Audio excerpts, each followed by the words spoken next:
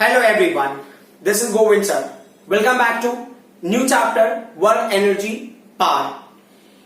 Work जो topic है वो आपने लोअर स्टैंडर्ड में लर्न किया होगा. उसी टॉपिक को हम यहाँ पे पहले स्टार्ट करेंगे सो दैट हम लिंक फॉर्म कर पाए और उसके बाद हम आगे बढ़ेंगे. We will cover energy then will go to the part topic.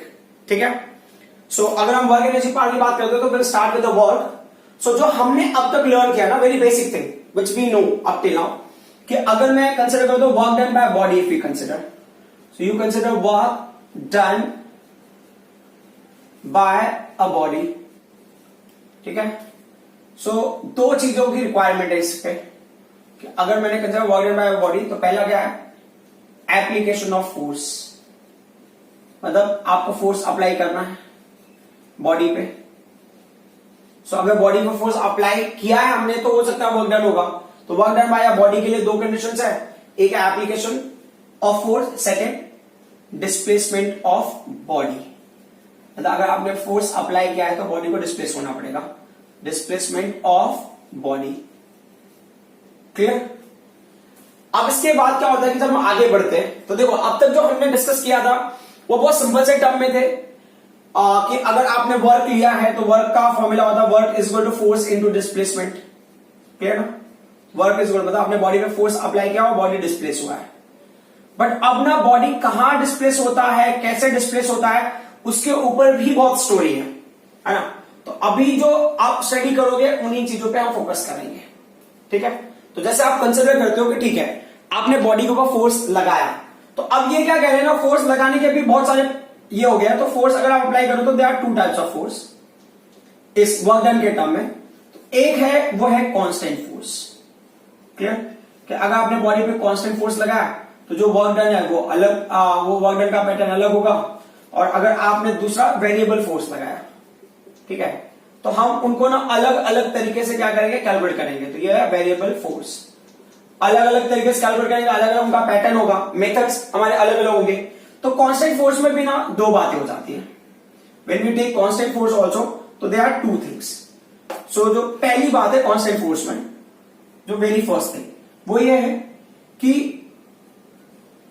जो पहला पार्ट है कि when force acts in the direction of displacement, in the direction of displacement, मतलब आपने बॉडी पे फोर्स लगाया है और जो फोर्स है वो डिस्प्लेसमेंट के डायरेक्शन में. ठीक है. तो उस टाइम पे वर्क डन का क्या स्टोरी है, तो ये है आपका ऑब्जेक्ट है. ठीक है. इस ऑब्जेक्ट में आपने फोर्स लगाया इस डायरेक्शन में और ऑब्जेक्ट का डिस्प्लेसमेंट भी उसी डायरेक्शन में हो गया.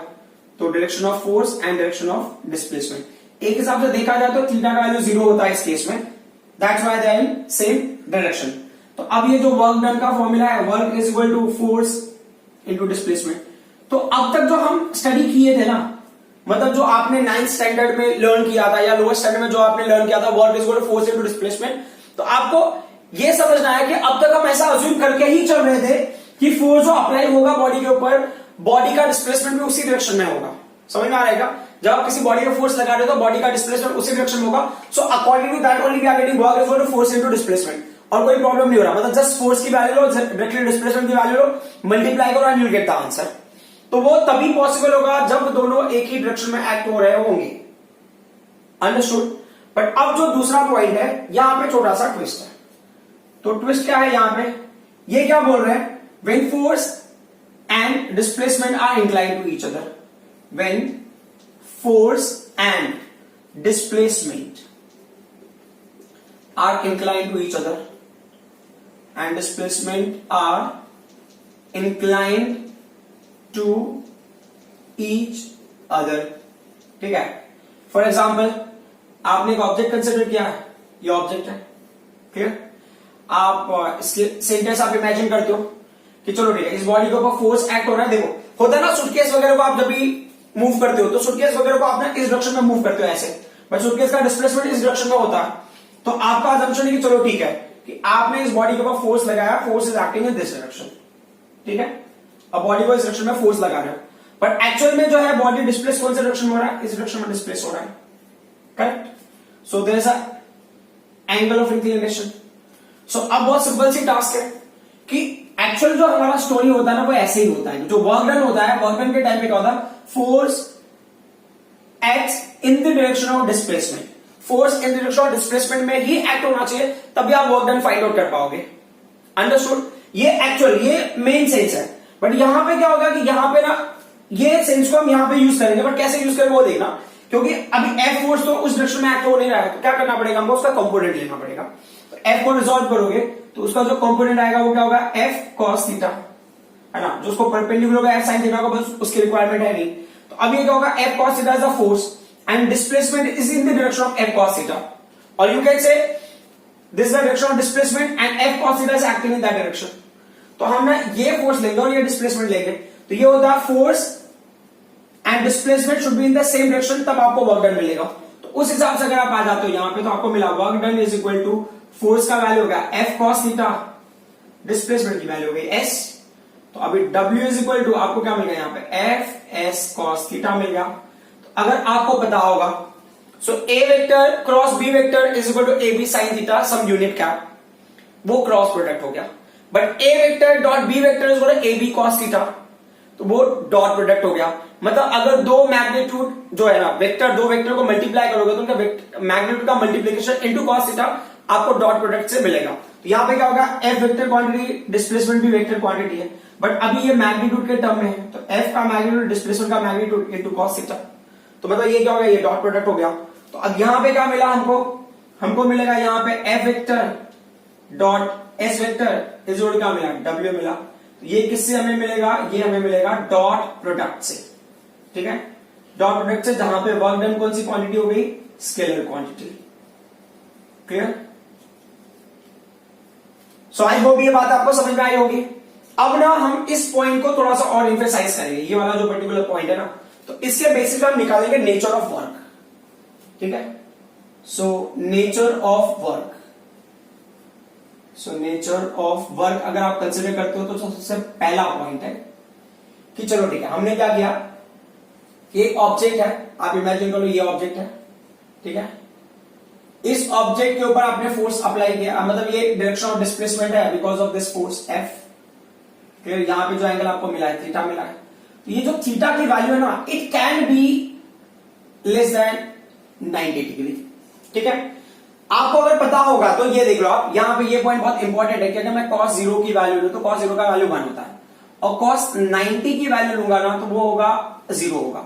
cos 180 का वैल्यू जो होता है ना, ये होता है -1।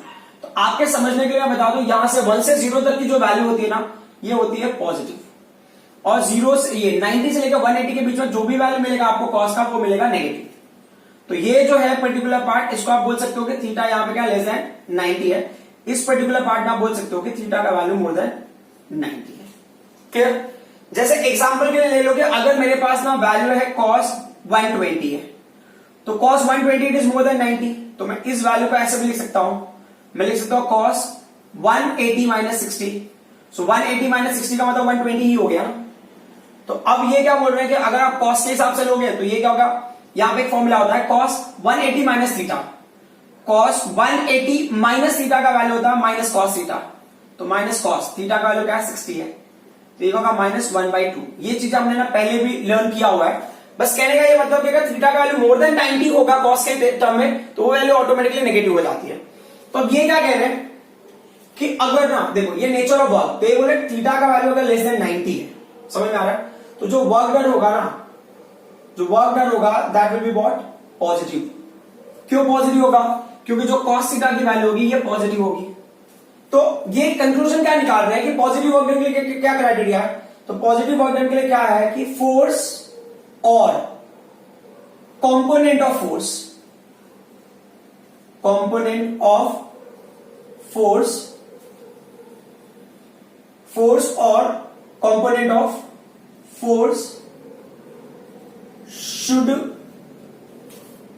B in the same direction. समझ में आ रहा है? सो अगर मान लो फोर्स और कंपोनेंट ऑफ फोर्स की वैल्यू सेम डायरेक्शन में है, तो जो वर्क डन का वैल्यू है वो क्या होगा, पॉजिटिव होगा। समझ में आ रहा है? या तो फोर्स डिस्प्लेसमेंट के डायरेक्शन में होगा या कंपोनेंट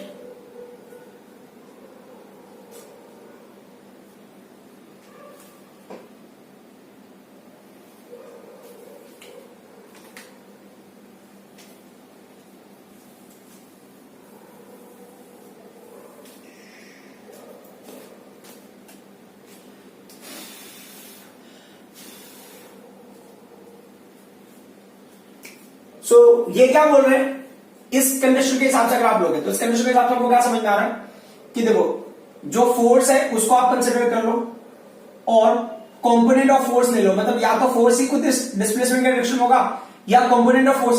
देखो अगर ये ना cos 0 की वैल्यू तो +1 होगा ना, cos 0 की वैल्यू +1, तो भी आपको Fs की वैल्यू पॉजिटिव ही मिलेगी। तो या तो फोर्स हो या तो कंपोनेंट ऑफ फोर्स हो, फोर्स और कंपोनेंट ऑफ फोर्स, ठीक है, should be in the direction of displacement, ठीक है, या तो कंपोनेंट हो या खुद फोर्स डिस्प्लेसमेंट के डायरेक्शन में होगा तो वर्क डन आपका पॉजिटिव होगा। अच्छा, इसके अलावा और भी क्या एग्जांपल है कि जैसे अभी एग्जांपल क्या आप ले लोगे, अगर मैंने ये मार्कर कंसिडर करो, मैंने ऊपर थ्रो किया तो applied force in the upward direction of body upward direction में जा रहा है तो वो क्या होगा, पॉजिटिव वर्क हो सकता है। I am throwing the object in downward direction, object downward direction में जा रहा है तो वो भी क्या होगा, पॉजिटिव वर्क डन। या नहीं तो आप जब जनरली ऑब्जेक्ट को रिलीज कर रहे हो, यू आर रिलीजिंग, मैंने अप्लाइड फोर्स का टर्म में बोला, I am not asking about the gravitational force. अब आप कंसीडर करो कि जैसे मैं ना ऑब्जेक्ट को यहां पर रिलीज करता हूं, ग्रेविटेशनल फोर्स किधर एक्ट होता है, gravitational force always acts in downward direction towards अर्थ। तो मैं ऑब्जेक्ट को रिलीज करूंगा तो ग्रेविटेशनल फोर्स किधर कैसा वर्क करेगा, तो gravitational force is acting downward, object is also going downward, तो वर्क डन क्या होगा, पॉजिटिव होगा।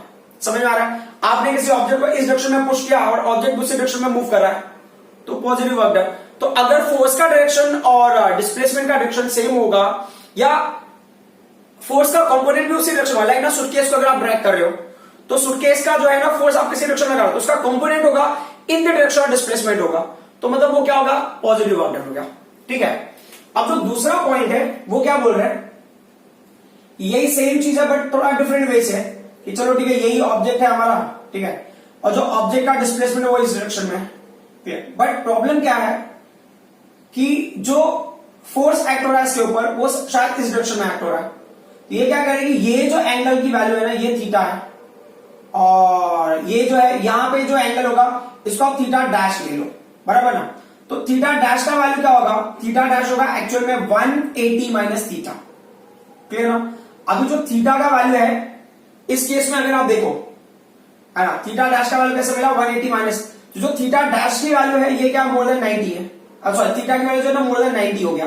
तो इस केस में क्या कह रहे हैं कि अगर थीटा का वैल्यू ग्रेटर देन 90 है ना, एफ डैश का मतलब क्या होगा कि आप एफ डैश के टर्म में, अगर आप एफ डैश के टर्म में ले रहे हो तो समझने की बात क्या है, अगर आप एफ डैश के टर्म में ले रहे हो तो ये जो कंपोनेंट है यहाँ पे, ये जो कंपोनेंट उसका रिजॉल्व क्या आएगा, तो इस कंपोनेंट का याद होगा एफ कॉस थीटा डैश नाम होगा और उसको अगर आप थीटा के टर्म में लिखना है तो वैल्यू होगा एफ कॉस थीटा, क्लियर। लेकिन थीटा का वैल्यू क्या है, मोर देन 90 डिग्री। तो एज आई से अगर थीटा का वैल्यू 90 डिग्री से ज्यादा होगा तो कॉस की वैल्यू होगी नेगेटिव होगी, तो जो वर्क डन होगा वर्क डन क्या होगा, नेगेटिव होगा। तो work done in this case will be what, negative. तो अब ये क्या कह रहे हैं, या तो खुद फोर्स या component of force should be in the direction in the opposite direction of displacement, है ना। तो इस केस में क्या होगा, इस केस में क्या होता है कि जो फोर्स होगा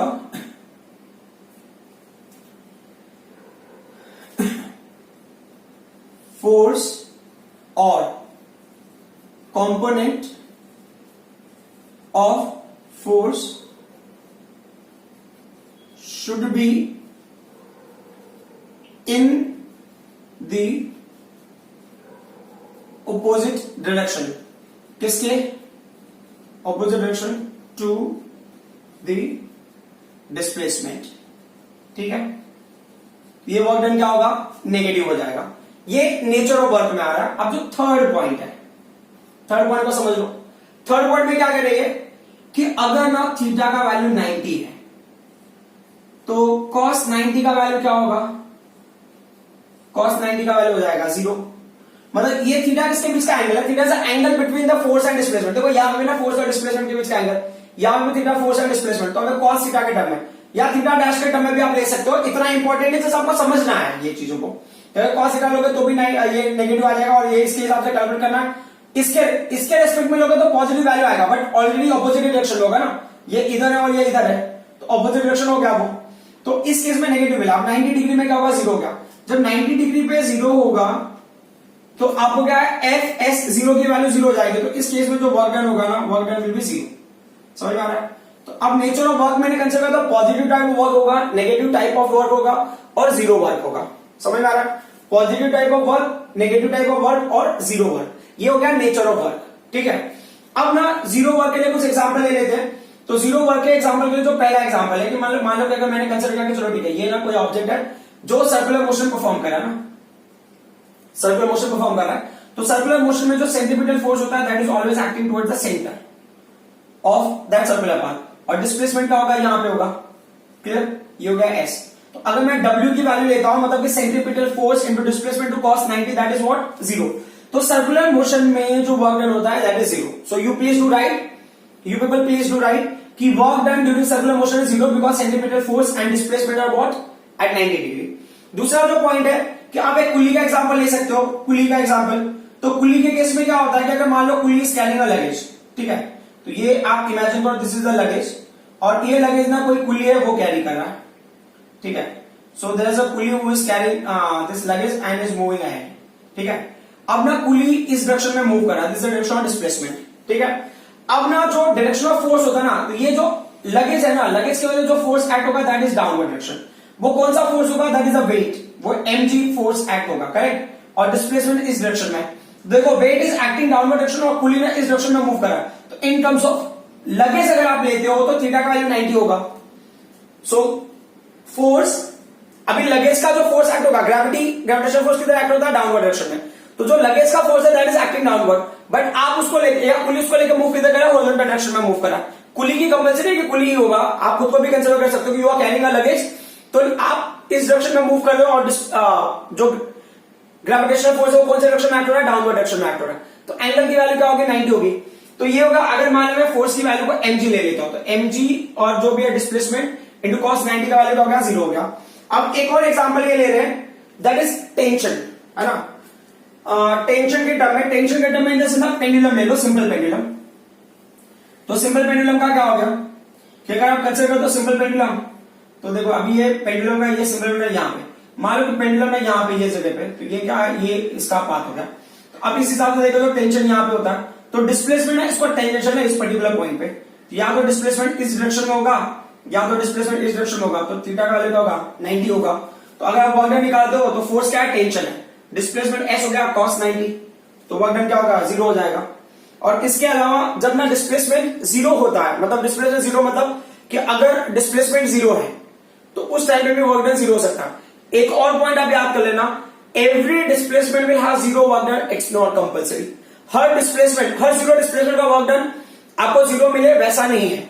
हो सकता है कि डिस्प्लेसमेंट जीरो है फिर भी आपको वर्क डन मिले, वो चीजें हम बाद में डिस्कस करेंगे। For right now you understand कि कभी ऐसे कंडीशन में होते हैं जब डिस्प्लेसमेंट जीरो है तो वर्क डन क्या होगा, जीरो होगा। But every time displacement zero work done zero हो ऐसा कंपल्सरी नहीं है। अब हम आ जाते हैं नेक्स्ट पॉइंट पे। तो नेक्स्ट पॉइंट क्या होगा कि rectangular work done in terms of rectangular components.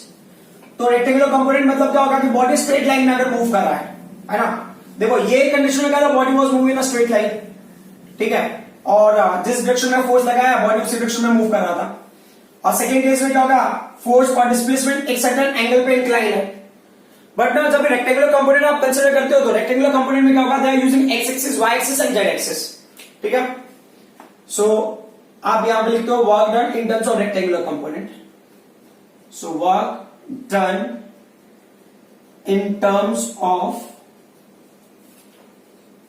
rectangular component, in terms of rectangular components,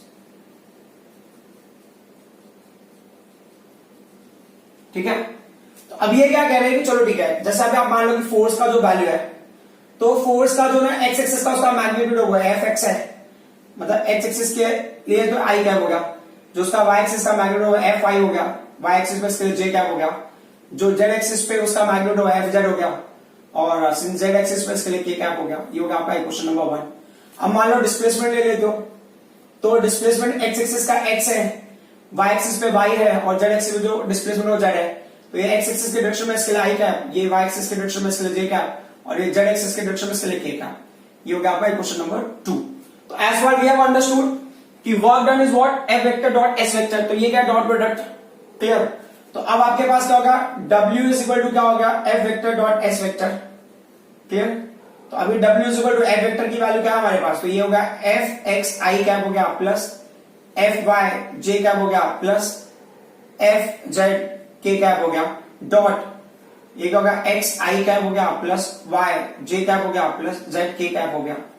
अब क्या करना है, आई कैप कंपोनेंट एक साथ में मल्टीप्लाई होंगे तो क्या होगा ब्रैकेट में ये हो गया एफ एक्स इंटू क्या होगा एक्स प्लस जो दूसरी वैल्यू क्या है F Y into Y plus जो थर्ड वैल्यू क्या है, अभी जेड वाले कंपोनेंट को देख लो तो मतलब के एक कैप तो क्या होगा एफ जेड डॉट क्या होगा ये जेड हो गया। बात समझ में आ गया? तो इस वे से आप क्या कर सकते हो, you can find out work done in terms of rectangular components. तो वैसे इसके ऊपर हमने क्वेश्चन किया हुआ है स्केलर एंड वेक्टर चैप्टर में, जब हमने कंसिडर किया था कि force vector quantity displacement vector quantity, तो उनका जो मल्टीप्लिकेशन होगा आप डॉट प्रोडक्ट से निकालते हो। ठीक है, अब यहां पे एक और सबसे इंपॉर्टेंट पॉइंट है जो ना मुझे एक्चुअली पिछले वाले में समझा देना था बट उस टाइम मैंने बता नहीं, तो ये क्या होता है इन जनरल। ठीक है, in general most of scalars are always positive. Clear? ये ना हमेशा पॉजिटिव होते हैं। ठीक है, बट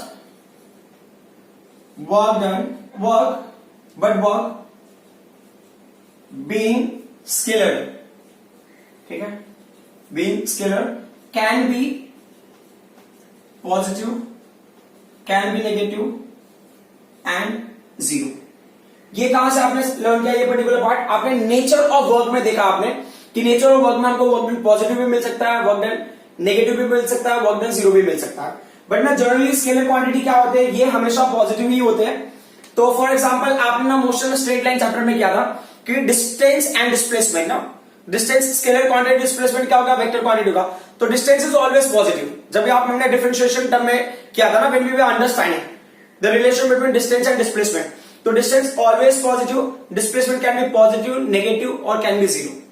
सिमिलरली हमने ना स्पीड और वेलोसिटी में क्या था, स्पीड स्केलर क्वांटिटी है तो ऑलवेज पॉजिटिव, और वेलोसिटी और वेक्टर क्वांटिटी है तो can be zero, can be positive, can be negative. ठीक है, तो जनरली आप देखोगे ना जो स्केलर क्वांटिटी वो ऑलवेज पॉजिटिव होता है, बट यहां पे क्या होगा वर्क डन से स्केलर क्वांटिटी, बट फिर भी हम उसको ना तीनों फ्रेम में पाते हैं, पॉजिटिव वर्क डन भी मिलेगा आपको, नेगेटिव वर्क डन भी मिलेगा, जीरो वर्क डन भी मिलेगा। ऐसे ही कुछ टर्म्स है इलेक्ट्रिक फ्लक्स और मैग्नेटिक फ्लक्स जो आप 12th में जाकर स्टडी करोगे, वो भी आपको ना स्केलर क्वांटिटी है बट वो भी आपको पॉजिटिव, नेगेटिव और जीरो मिल सकते हैं। तो that's why I have used the term in general most of scalars are always positive but work being scalar can be positive, negative and zero. Scalar होने के बाद भी ये क्या है पॉजिटिव हो सकता है, नेगेटिव हो सकता है और जीरो हो सकता है। तो अब तक जो हमने डिस्कस किया है वो है कांस्टेंट फोर्स के टर्म में। ठीक है, अब हमको देखना है कि ना वेरिएबल फोर्स क्या है और ये कब कंसिडरेशन में आता है। So when we are going to discuss about the work done by variable force, तो उसको अगर आप ग्राफिकली समझोगे तो आपको बेटर वे से समझ में आएगा, अदरवाइज डिफिकल्टी रहेगी। तो हमने क्या कंसिडर किया, हमने ले लिया एक्स एक्सिस वाई एक्सिस ले लिया हमने, तो वाई एक्सिस पे हमने इमेजिन कर लिया ये फोर्स का है और ये क्या है, ये डिस्प्लेसमेंट का एक्सिस है। ठीक है, वेरिएबल फोर्स का ना देखो टर्म बहुत सिंपल सा है कि मान लो कि आपने किसी बॉडी में फोर्स लगाया, ठीक है, फोर्स इंक्रीज हुआ, फिर क्या फोर्स ऐसा हो गया, मतलब ये वेरिएबल फोर्स आप कंसिडर कर सकते हो। फोर्स इज नॉट फिक्स, समझ में आ रहा है? तो फोर्स अगर फिक्स नहीं है तो ऐसे केस में आप कैसे कैलकुलेट करोगे, क्योंकि कांस्टेंट फोर्स होता है तो उस कांस्टेंट फोर्स को जो भी डिस्प्लेसमेंट उससे आप मल्टीप्लाई कर देते हैं। तो ये बता रहे ना इतना टेंशन लेने की जरूरत नहीं है, आपको क्या करना है कि आप ना एक पर्टिकुलर पोर्शन ले लो, स्मॉल इंटरवल ऑफ आप कंसिडर करो, वहां का डिस्प्लेसमेंट आप स्टडी करो। तो जैसे कि इन्होंने कहा था, चलो ठीक है हमने ये पर्टिकुलर पार्ट ले लिया, ठीक है, तो ये जो पर्टिकुलर स्ट्राइप ले रहे हो ये क्या हो गया, इसका जो डिस्प्लेसमेंट है वो क्या है, dx है, और आपका अजम्पशन है कि ये इसके ऊपर जो फोर्स एक्ट हो रहा है उसकी वैल्यू क्या है, F1 है।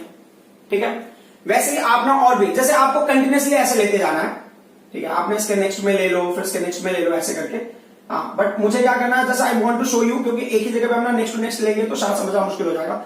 जैसे आप मान लो मैंने यहाँ पे सेम सिमिलर डिस्प्लेसमेंट वाला स्ट्राइप ले लिया मैंने, ठीक है, तो ये जो है कंडीशन यहाँ पे हो सकता है कि इस जगह पे जो फोर्स की वैल्यू है दैट इज व्हाट F2, और डिस्प्लेसमेंट ने क्या लिया है, सेम लिया हुआ है। अब हो सकता है सिमिलरली जैसा आपने ये सारी चीजों को डिस्कस किया वैसे आप यहाँ पे ले लो, तो इस केस में आपने डिस्कस किया तो मान लो हो सकता है इसका जो डिस्प्लेसमेंट है वो क्या है, dx है, क्लियर, और जो इसका जो फोर्स है उसकी वैल्यू क्या है, F3 है, क्लियर। तो एक बहुत सिंपल सा टास्क होता है कि जब आप ना फोर्स और डिस्प्लेसमेंट का आप ग्राफ लेते हो तो ग्राफिकल मेथड अगर आपको याद होगा, तो हमने क्या किया था कि जो वाई एक्सिस की क्वांटिटी है ना, वाई एक्सिस की क्वांटिटी को अगर आप ना एक्स एक्सिस से डिवाइड करते हो और आपको अगर कोई क्वांटिटी मिलती है तो that can be obtain using slope. समझ में आ रहा है? दूसरा हमने क्या किया था कि अगर जो वाई एक्सिस पे जो क्वांटिटी है उसको क्या करो आप एक्स एक्सिस की क्वांटिटी से मल्टीप्लाई कर दो। ठीक है, आपको जो भी क्वांटिटी मिला, अगर मान लो जो भी क्वांटिटी यहां मिला उसको आप किससे निकाल सकते हो, उसको आप निकाल सकते हो एरिया से। तो हमने क्या देखा, यहां पे फोर्स और यहां पे क्या डिस्प्लेसमेंट है, तो फोर्स इंटू डिस्प्लेसमेंट क्या होता है, force into displacement is what work. तो मतलब ये जो ग्राफ है अगर इसका एरिया फाइंड आउट कर लूंगा तो मुझे क्या मिल जाएगा, वर्क मिल जाएगा। I will get the work. तो यहां पे क्या होगा, आप ऐसे बोल सकते हो कि work is what, work is equal to area under F versus X curve. ठीक है, एफ वर्सेस एक्स के जो कर्व मिलेगा उसके अंडर जो भी एरिया होगा वो क्या देगा आपको, वर्क डन की वैल्यू देगा। बट यहां पर हमने क्या किया, अलग अलग पैटर्न ले लिया। तो हमने क्या किया, कंसिडर किया कि चलो ठीक है हमने टोटल वर्क डन ले रहे हैं, टोटल वर्क डन। ये क्या है, टोटल वर्क डन। ठीक है, टोटल वर्क डन। तो ये टोटल वर्क डन का क्या कंडीशन है, ये टोटल वर्क डन अगर आपको निकालना है तो ये बोल रहे हैं कि F1 फोर्स एक्ट हो रहा है जिसकी वजह से डिस्प्लेसमेंट dx है, F2 फोर्स एक्ट हो रहा है जिसकी वजह से डिस्प्लेसमेंट dx है, वैसे ही क्या होगा F3 फोर्स एक्ट हो रहा है जिसकी वजह से डिस्प्लेसमेंट dx है, एंड सो ऑन। तो अब ये क्या बोल रहे हैं, इसको अगर आपको नॉर्मली कैलकुलेट करना है तो आप इस तरह से कैलकुलेट तो कर नहीं सकते हो। तो ये क्या बोल रहे हैं, एक पर्टिकुलर पॉइंट पे आप इमेजिन करो एक पर्टिकुलर फोर्स। तो चलो डिपेंडेंट जनरल फोर्स हमने ले लिया है F, और जो डिस्प्लेसमेंट है वो क्या हो गया, dx हो गया। तो बोले इस वैल्यू को आप इंटीग्रेट कर दो। तो इंटीग्रेट कर दो मतलब कहां से कहां तक निकालना है, तो चलो ठीक है हमने मान लिया कि चलो इस जगह से निकालना है, इस जगह से। तो ये डिस्प्लेसमेंट का वैल्यू x1 हो गया, मान लो आप कहां तक फाइंड आउट करना चाहते हो, यहां तक फाइंड आउट करना चाहते हो, तो ये वैल्यू कितना हो गया, ये x2 हो गया। तो आप बता दोगे कहां से, x1 से लेके x2 तक हमको चाहिए ये इंफॉर्मेशन, ये w।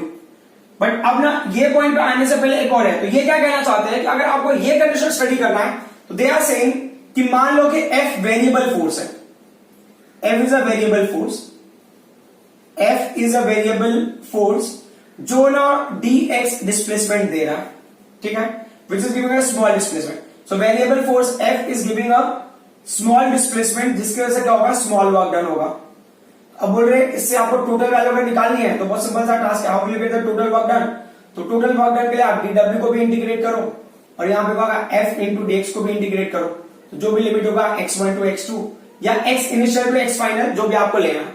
तो क्या होता है कि अगर वेरिएबल फोर्स होगा तो हमने क्या देखा, वेरिएबल फोर्स में हमें वर्क डन का फाइंड आउट करना है तो हम इस मेथड से ही फाइंड आउट कर सकते हैं। तो अगर हमको वर्क डन वेरिएबल फोर्स के लिए फाइंड आउट करना है तो हम कौन से मेथड से फाइंड आउट, इस मेथड से फाइंड आउट कर सकते हो और इसको बोलते हैं कैलकुलस मेथड। ठीक है, कैलकुलस मेथड मतलब आप इंटीग्रेट करके ही वर्क डन आप इस केस में निकाल सकते हो, otherwise will be very difficult. तो हमने जो देखा था कि कांस्टेंट फोर्स के टर्म में क्या, बहुत सिंपल सा टास्क है। कांस्टेंट फोर्स के टर्म में आपको फोर्स लेना है, डिस्प्लेसमेंट लेना है, और अगर कोई इंक्लिनेशन है तो आपको क्या करना है, उसका कंपोनेंट लेके मल्टीप्लाई कर दो, फोर्स का कंपोनेंट लेके डिस्प्लेसमेंट से मल्टीप्लाई कर दो, आपको वैल्यू मिल जाएगा। बट यहां पे क्या होगा, जब वेरिएबल फोर्स है तो you can C force is not constant, force की वैल्यू चेंज हो रही है, फोर्स का वैल्यू चेंज होता रहेगा। तो ऐसे केस में आपको क्या करना पड़ेगा, कैलकुलस मेथड से ही फाइंड आउट करना पड़ेगा। अब देखो ना, मैं तो डेरिवेशन करने जा रहा हूं। जो अगला हमारा टॉपिक है उसमें ना derive an expression for the kinetic energy, यानी तो आपको बताना वर्क एनर्जी थ्योरम आपको प्रूव करना है, वर्क एनर्जी थ्योरम। तो वर्क एनर्जी थ्योरम क्या होता है, ये आपने 9th स्टैंडर्ड में क्या होगा कि वर्क एनर्जी थ्योरम में टर्म बहुत सिंपल सा है कि work done by any body is equal to change in kinetic energy of body. Work done by any body is equal to change in kinetic energy of body, हमको वो show करना है। और second क्या बताना है कि अगर कोई बॉडी रेस्ट से अगर स्टार्ट हो रहा है तो वर्क डन की वैल्यू ना जो भी काइनेटिक एनर्जी गेन होगा उसके इक्वल होगा। तो हम ना दोनों को एक साथ में सॉल्व करेंगे, बट हम देखते हैं कि कैसे हमें वर्क डन मिलता है, bye constant force and bye variable force. मतलब कांस्टेंट फोर्स के टर्म में क्या हमें मिलेगा और वेरिएबल फोर्स के टर्म में क्या मिलेगा। Are we going to follow the same method और are we going to follow different method, वो हमें रियलाइज करना है। You can see question, prove work energy theorem और show that work done is equal to gain in kinetic energy. या तो आप work energy theorem prove कर सकते हैं इसको, या नहीं तो हमें क्या करना है, वर्क डन हमें शो करना है कि काइनेटिक एनर्जी के इक्वल होता है गेन इन काइनेटिक एनर्जी के। तो ये होगा by constant force, second by variable force. So क्या होता है कि ना हम स्मार्टली करेंगे सो दैट ना कि हमारा ये दो क्वेश्चन कांस्टेंट फोर्स के लिए एक साथ में कवर हो जाए और ये दोनों क्वेश्चन वेरिएबल फोर्स के लिए भी एक साथ में कवर हो जाए। तो सबसे पहले हम वर्क एनर्जी थ्योरम देख लेते हैं क्या होता है। तो वर्क एनर्जी थ्योरम में बहुत सिंपल सा टास्क है। वर्क एनर्जी थ्योरम में क्या बोल रहे हैं कि जो वर्क डन होता है ना, work done by net force acting on the body, ठीक है, ये क्या बोल रहे हैं, work done by net force acting on the body, acting on the body, ये जो होता है वो इक्वल होता है। अगर आप स्टेटमेंट में लिखोगे तो आप स्टेटमेंट के टर्म में लिखो ना, work done by net force acting on the body is equal to, but मैं ऐसे साइन टर्म में लिख दे रहा हूं, इज इक्वल टू क्या होगा, change produce in kinetic energy of the body, change produced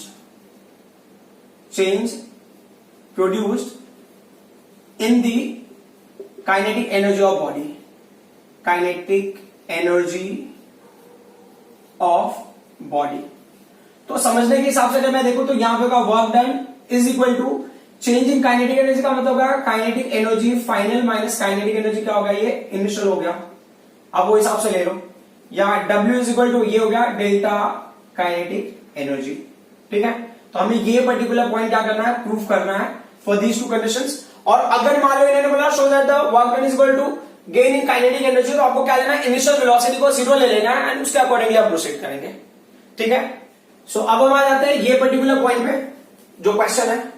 पहला है टू वर्क एनर्जी थ्योरम और वर्क डन हमें दिखाना है equal to gain kinetic energy by constant force, ठीक है। तो हम ना पहले कांस्टेंट फोर्स के लिए कर रहे हैं, ये पॉइंट क्लियर होना चाहिए कि हम कांस्टेंट फोर्स के लिए कर रहे हैं ये डेरिवेशन, ठीक है। तो सबसे पहला पॉइंट हो गया, तो आप कंसिडर करना कि consider constant force F is acting on a body of mass small m which accelerates body through A, ठीक है, जो बॉडी को ना A से एक्सेलरेट कर रहा है। अब क्या होता है कि जब बॉडी एक्सेलरेट होगा, है ना, तो consider u be the initial velocity of body which changes to v after displacing through s, मतलब इतने डिस्प्लेसमेंट के बाद क्या होगा, ये बॉडी का वेलोसिटी u से v पे चेंज हो जाएगा, बराबर। तो अब जो हमें ना पता है वर्क का फॉर्मूला, सिंपल वर्क का फॉर्मूला क्या है, तो since work is equal to what, force into displacement, but body accelerate हो रहा है विद एक्सेलरेशन a, तो W इज इक्वल टू, क्योंकि हमको पता है फोर्स का फॉर्मूला क्या होता है, फोर्स का फॉर्मूला होता है मास इनटू एक्सेलरेशन।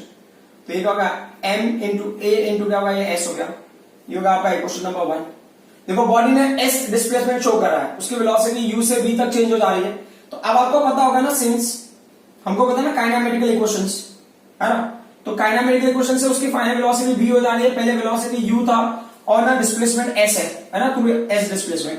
तो आप ये वाला कंडीशन ले सकते हो ना, u square plus 2s is equal to ये, मतलब इनिशियल वेलोसिटी u था, a एक्सेलरेशन की वजह से s डिस्प्लेसमेंट हुआ, जिससे उसकी वेलोसिटी क्या हो गई, v स्क्वायर हो गई। तब उस कॉन्सेप्ट के हिसाब से अगर मैं s की वैल्यू लेता हूं तो 2as इज इक्वल टू क्या होगा हमारे पास, v square minus u square हो गया। तो अब s का वैल्यू क्या हो जाएगा, तो s इज इक्वल टू होगा v square minus u square upon क्या होगा, ये 2a हो गया, बराबर। ये एक क्वांटिटी हो गई एक हिसाब से देखें तो ये क्या होगा आपका क्वेश्चन नंबर 2 हो गया। तो बहुत थोड़ा कंजस्टेड टाइप लग रहा होगा, but I think you can manage, है ना। अब क्या करेंगे, इक्वेशन 2 की वैल्यू को हम क्या करेंगे, 1 में पुट कर देंगे। So put equation number 2 in equation number 1 and what do we get, so work done की वैल्यू w हो गई, करेक्ट, मास का वैल्यू हमने ले लिया, एक्सेलरेशन का वैल्यू ले लिया, डिस्प्लेसमेंट का वैल्यू क्या है, वो है v square minus u square upon क्या, ये 2a है, करेक्ट। तो जिसमें से क्या होगा, a और a की वैल्यू कैंसिल हो जाएगी, तो w इक्वल टू क्या होगा, अगर आप ब्रैकेट को ओपन करते हो तो m अंदर ऐसा मिल जाता है, तो ये हाफ हो गया m हो गया v स्क्वायर माइनस क्या होगा, ये हाफ m u स्क्वायर हो गया, करेक्ट। तो अगर आपको समझना है तो w इक्वल टू ये क्या है, ये है फाइनल काइनेटिक एनर्जी या इनिशियल काइनेटिक एनर्जी, तो kinetic energy final minus kinetic energy initial. तो इसके लिए क्या होगा, w इज इक्वल टू इसको अगर आपको लेना है तो इसको आप इक्वेशन नंबर 3 ले लो, दैट विल बी बेटर। तो यहाँ पे W इज क्या होगा, चेंज इन काइनेटिक एनर्जी। तो यहाँ आपका वर्क एनर्जी थ्योरम हो गया। वैसा वर्क एनर्जी थ्योरम यहाँ पे भी वाइंड अप कर दोगे तो भी चलेगा, बराबर। बट अब यहाँ पे बोला show that work done is equal to gain in kinetic energy. तो वो हिसाब से हो गया ना, पहले काइनेटिक एनर्जी इतना था, अब काइनेटिक एनर्जी इतना हो गया, तो gain in kinetic energy equal हो गया। और आपको क्या लिखना, if initially body is at rest, if initially body is at rest, ठीक है। अगर स्टार्टिंग में बॉडी रेस्ट पे है, मतलब क्या हो गया, u का वैल्यू 0 हो गया, तो therefore w is equal to क्या हो जाएगा, है ना। अगर u की वैल्यू 0 है तो वर्क डन का वैल्यू हो जाएगा हाफ mv² हो जाएगा, क्लियर। तो हमें ना ये दोनों क्वेश्चन का आंसर मिल गया। पहला क्या होगा, प्रूव वर्क एनर्जी थ्योरम और show that work done is equal to gain in kinetic energy. तो ये पूरा ना यहां तक आप दिखा दोगे तो ठीक है, वर्क एनर्जी थ्योरम तक प्रूव करना तो यहां तक, but gain in kinetic energy बताना है तो आपको यहां तक आना पड़ेगा। क्यों, क्योंकि ना हो सकता है स्टार्टिंग वेलोसिटी 0 हो, तो फाइनल वेलोसिटी अगर आपको दिया है तो कितना गेन इन काइनेटिक एनर्जी है that you can find out, और वो किसके इक्वल हो जाएगा, वर्क डन के इक्वल हो जाएगा। अब हम आते हैं फॉर द वेरिएबल फोर्स, कि वेरिएबल फोर्स के केस में क्या होगा। तो बिफोर डूइंग एनीथिंग हम क्या कंसीडर करते हैं कि अगर मान लो कि कोई ना ऑब्जेक्ट के ऊपर वेरिएबल फोर्स F एक्ट हो रहा है और डिस्प्लेसमेंट वेरी स्मॉल है, दैट इज व्हाट dx, ठीक है। तो अगर डिस्प्लेसमेंट स्मॉल होगा तो वर्क डन की वैल्यू भी क्या होगी, स्मॉल होगी। तो अब इसी पर्टिकुलर पॉइंट को हमें क्या लिखना, स्टेटमेंट के टर्म में लिखना। तो आप कंसीडर करोगे यहां पे, consider dw be the work done by the variable force capital F due to displacement dx, due to displacement dx। एक और पॉइंट आप मेंशन कर लो, where F and dx are in the same direction, F and dx are acting in the same direction। वैसे acting term भी better नहीं होगा, मतलब F and dx are in the same direction, वो भी चल जाएगा, ठीक है। तो इसका ना सेम डायरेक्शन होने का मतलब क्या हो गया, कि सेम डायरेक्शन होने से होता है कि थीटा का वैल्यू 0 हो गया, ठीक है। इस पॉइंट पे हम आ जाएंगे। तो अब ये अगर इक्वेशन फॉर्म में अगर आप लिख रहे हो तो ये क्या ना, फोर्स का वैल्यू F हो गया, जो डिस्प्लेसमेंट है वो dx है, और हमको पता है इसको मैं वेक्टोरियल फॉर्म में लेता हूं तो F vector dot ds vector वही क्या होगा, dw हो गया, क्लियर। अगर आप इसको एक्सटेंड करोगे तो क्या मिलेगा, dw इज आपको मिलेगा F dx cos थीटा मिलेगा, correct. So as we have already seen कि थीटा का वैल्यू क्या है, 0 है ना। So theta is equal to 0, तो cos थीटा का वैल्यू क्या हो जाएगा, cos थीटा विल बी 1। तो अब ये क्या हो जाएगा, dw इज इक्वल टू ये क्या होगा, F dx हो गया। ये होगा आपका इक्वेशन नंबर 1। हमको वर्क एनर्जी थ्योरम निकालना है जिसमें ना हमको वेलोसिटी चाहिए, बट यहां पे वेलोसिटी का कोई सिम्टम्स दिख नहीं रहा हमको। अच्छा ये ना आप हमने डिस्प्लेसमेंट को x के टर्म में ले लिया, आप s के टर्म में भी ले सकते थे, इसको ds भी लिख सकते थे आप, वो भी चलता है ना। मैंने फ्लो में मैंने dx ले लिया, कोई इशू नहीं है, ठीक है। तो अब ये क्या कहना है ना, पहले आप फोर्स के ऊपर फोकस करो, फोर्स को आप तब तक कन्वर्ट करो जब तक कि ना आपको ना वेलोसिटीज के पूरे टर्म नहीं मिल जाते। तो F इज इक्वल टू क्या होगा, m इंटू ए हो गया, क्लियर। अब ये क्या कह रहे हैं कि इसके अंदर आप a की वैल्यू को फोकस करो। एक्सेलरेशन क्या है, एक्सेलरेशन है dv बाई dt होता है, बराबर। तो अब ये क्या कह रहे हैं कि अगर उसके हिसाब से आप जाते हो तो ये f की वैल्यू को आपने लिया तो ये m हो गया इंटू क्या होगा, ये dv बाई dt हो गया, clear. This is what equation number 2। मतलब जो फोर्स है ना वो वेलोसिटी के टर्म में हमें मिल गया है। तो अब क्या करेंगे, इक्वेशन 2 को हम पुट कर देंगे 1 में। So put equation number 2 in equation number 1 and what do we get, हमको मिलेगा dw इज इक्वल टू, हमको क्या मिलेगा, f मिला इंटू क्या मिलेगा, यहां सॉरी f की जगह हमने क्या लिखा है, f की जगह में मिला m मिला इंटू dv बाई dt मिला, करेक्ट, इंटू क्या होगा, ये dx मिल गया। तो ये हो गया हमारा इक्वेशन नंबर 3। या इक्वेशन नंबर 3 लेना कोई इशू नहीं, बाद में हम उसको दूसरे इक्वेशन में कंसीडर कर लेंगे। सो ये क्या बोल रहे हैं अभी कि इस केस में अभी कोई और ऑप्शन है वेलोसिटी निकालने का। तो ये क्या बोल रहे हैं, dv और dx की वैल्यू को आप एक्सचेंज कर लो।